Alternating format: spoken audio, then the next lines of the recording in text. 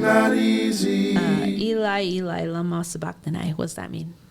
My God, why have you forsaken me? Yes. So my passage is actually Psalm 22 because that's what he's quoting. Yeah. And I love that. Like, I love how Matthew specifically, they all do this, but he's like always pointing back because it wasn't Matthew that I read that. That's in Matthew 27:45. But I didn't see it in Luke. Mm-hmm. Well, a lot of people believe that Matthew was originally writing in Hebrew to the Jews, right? Yes, that's what I was going to say. So maybe that's why, but so, yeah. Sorry, I stole your thunder. Yeah, it's fine. It's fine.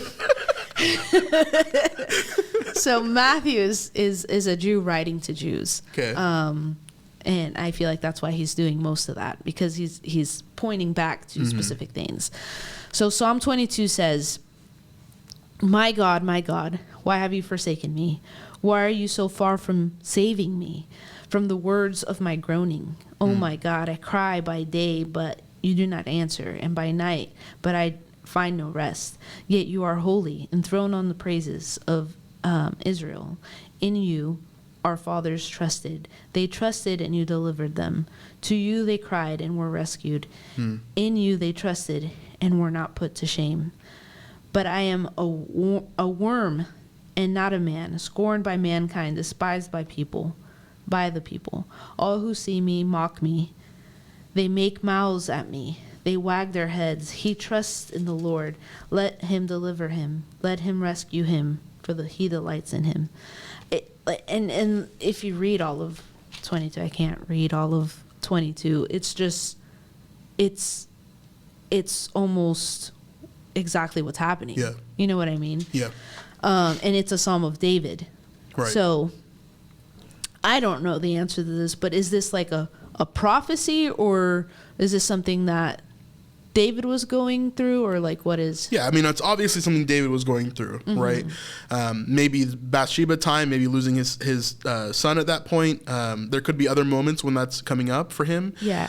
But, you know, just like we say, like if I said to our chat, like 77 years ago, right? Like they would know exactly what that means, right? They would know exactly where that comes from, and they would know the context in which that's coming from. So Jews did this all the time. We call it like hyperlinks in Matthew, where he does this, or in John where he does this a ton, right? Yeah. John does this all over the place, where he's hyperlinking back to specific places like Genesis 1:1 or other places, right? Yeah. And so we see that all the time with those, but Jesus does this a ton as well, where he's using these things. And in Jewish culture, they would have done this where they would have said, you know, I would have said,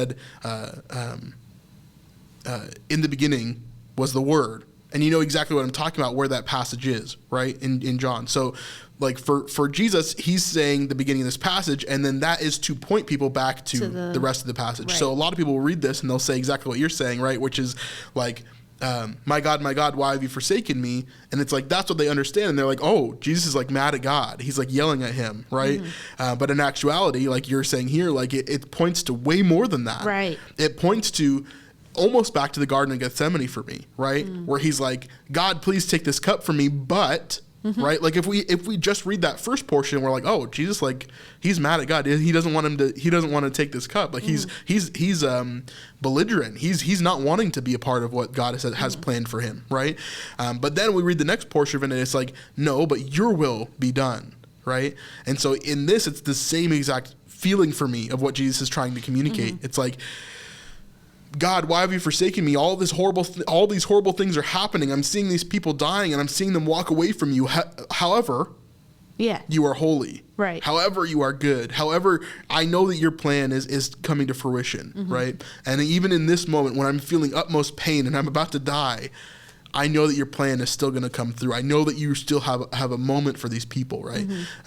Yeah, really interesting. I love that for sure. Yeah. Yeah, I just mainly love how... the Bible works.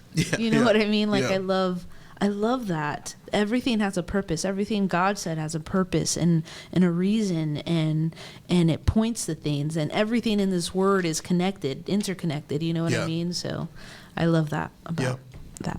Yeah, I love that too, and it's one of the things that we focused on most when we did our John series. If you go over to our Snipe Life channel and you look up our John series, it was we did the whole book of John. I think we did it in like 20, 21, 22, again, 23 but on weeks. this channel, a different book. Let's Maybe. do Jude. I kind of like jumping around all over the place, but let's do Jude. It'll be easy. It's one page. We'll see. We'll talk about it. Anyway, yeah, but I love how everything is connected. Like I love that we used that diagram before. Remember that I showed you?